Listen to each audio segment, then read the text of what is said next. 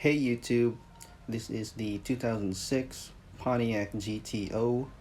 This is a new model for 2021. There's the cool card art from the part of the factory fresh from Hot Wheels in brazen orange paint. Let's open it up.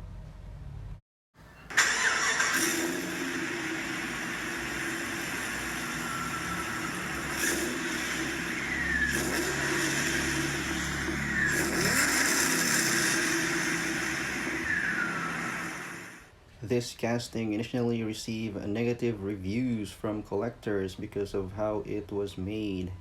Instead of a traditional stock look, this is more of a drag strip car. All around, the big wheels, the stands, the wheelie, the side exhaust, some metal body, plastic base.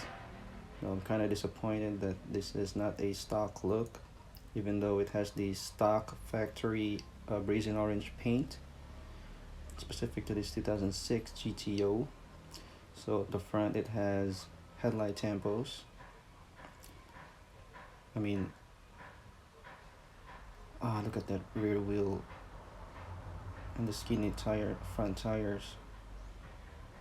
I wish it was stock, it would look way more better.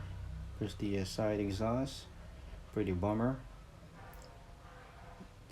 Because it's a drag strip car, there's the wheelie and the parachute. If you're wondering, that's the parachute when the car needs to stop after the quarter mile. So talk about the details. Painted grille with a Pontiac and GTO badge. Detailed fog lamps as well as the textured lowered grille. Twin hood scoops, black plastic interior specific to GTO. There's that ridiculous Super Duty. What is this, a truck? That is interesting. I added taillight tampos to make it more realistic, but you can see there's the black diffuser with the plastic molded wheelies and the parachute. There's the wing. I like I still like the casting because of the proportions are right.